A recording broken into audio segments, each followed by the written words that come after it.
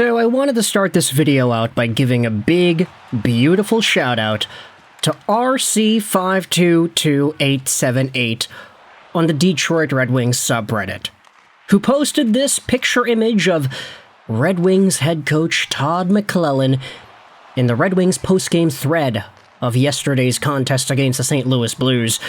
And I wanted to just say, hey, it's a great picture, and kind of inspired the entire video thesis that I have for y'all today in this commentary. Because when I went to radio school, from 2018 to 2020, in what was essentially my second and third years of making videos every day on hockey-related topics, when I was in radio school, the biggest thing they said when creating any piece of content was that you needed to have a point. You can't make an article, a commentary piece, a radio hit, an editorial segment, a podcast, a broadcast, any bit that you have that uses your words and broadcasts it to an audience, you need to have a point. And I'll just be upfront and honest with you about what the point is for this video. The point is, Todd McLellan's a pretty good coach. That's it. But the ways in which we talk about why Todd McLellan is a good coach, and how he allows himself to be seen as a good coach, I think are really the interesting bits about it. So, obviously, we are talking, again, about the Detroit Red Wings versus St. Louis Blues game yesterday. And my golly gee, if that wasn't the most exciting Detroit Red Wings game in years, literal years. I don't know what short-term game that has happened in the past few months even compares to what we had seen yesterday. Sure, there were some comebacks, and sure, there were some other star-studded games, but down 4-0, and then rallying back to win 6-4 in regulation, that's incredible. That's the most exciting Detroit Red Wings home game against the St. Louis Blues since, I don't know, a very particular game a few years ago where Gretzky had it and lost it. That game also happened to have featured Steve Yzerman, although he had much more of an impact in that one than he had yesterday, building the team that went on the ice as the GM. But yesterday the Wings were incredible. And I, unfortunately, was not having my eyes glued to the television watching that game because you had the Vancouver Canucks and the Montreal Canadiens game going on. You had the Blue Jays. Shout out to Yoshinobu. Fantastic pitcher. Japan just produces some fantastic baseball players. It is incredible. But then the Red Wings and the Blues game was also on, so I had to have my eyeballs on 3 different sports programs going on all at once. And I wasn't even really paying attention to Detroit by the time it was 3-0 St. Louis. I was like, well, the Wings are going to lose. Let's just focus on Shohei. See what happens. But once my phone started blowing up with notifications on goals, and goals, and goals, and goals, and goals, we collectively all started freaking out. Because the Detroit Red Wings, in the span of just a few minutes, were able to turn a 4-0 game into a 4-3 game. And then they took the lead and stormed forward in the third.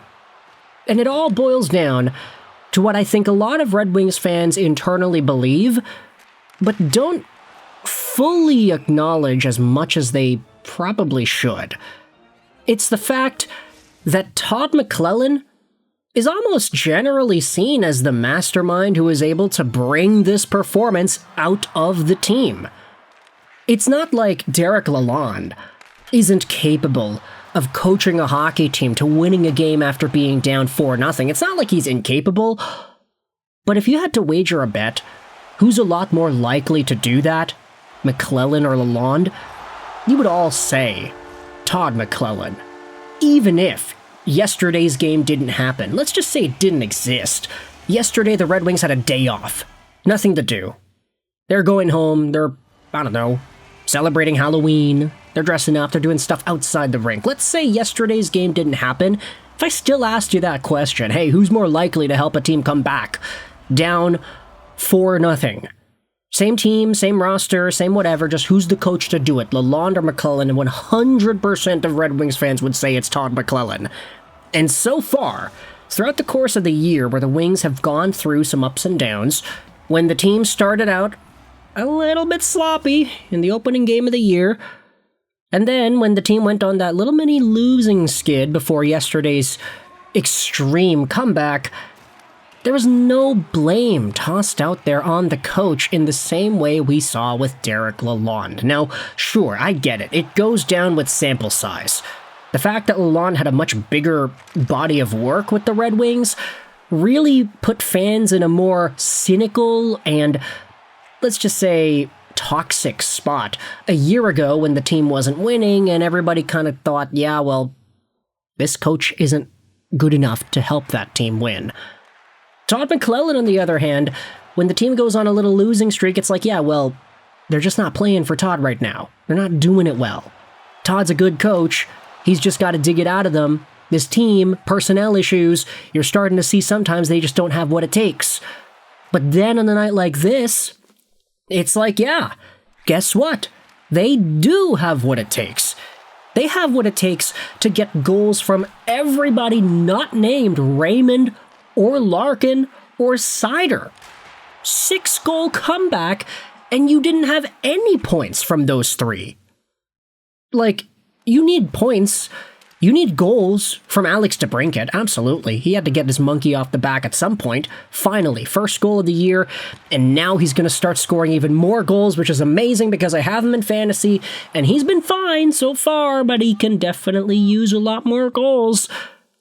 It all just took a little bit of oomph from Todd McLellan, and it's like, yeah, what did he say to these guys when they were down 4-0? What would Derek Lalonde have said? You think about the guys that made an impact as well. Emmett Finney? He's looking really good. I wonder how much of Emmett Finney being on the Detroit Red Wings roster is a result of Todd McLellan's discretion up to management saying, yeah, no, that guy's not going anywhere. That guy has to stay here. Oh, we only have room for one rookie? Well, too bad. That guy, plus the hyphen guys, they can't leave. How much of what is put onto the ice today and the roster decisions that were made heading into the season, which led to this team being assembled, was a result of Todd McLellan's own personal preference? Like, you're not going to tell me that the GM is specifically responsible for who goes up and down. There has to be some sort of coach input on that. It's Todd McLellan putting together a team from the assets that he has that plays his style and that he feels he can put on the ice and take the best out of. And now we're starting to see it. Heck, I saw on the game score stat sheet card yesterday that Travis Hamonic was actually one of the better players for Detroit yesterday.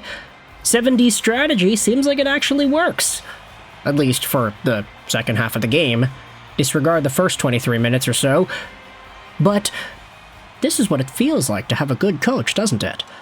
This is how it feels like when a team can be very confident in the coach that is in charge. And I think the glimmer of hope that we are seeing from Red Wings fans after yesterday's game, it's nothing like we've ever seen before. I don't think Red Wings fans have felt this optimistic about their team in years. I get it, they were just on a losing streak a few games ago, but a win like this can change wonders for a player, a line, a team. If you enjoyed this video, feel free to hit the like button. If you did not, then hey, the dislike button is down there for you as well. Let me know your thoughts in the comment section below about how Todd McLellan is changing this franchise, and I would really appreciate it if you did that because comments help out with the algorithm. I hope you enjoyed this video. Roll 9, and bye.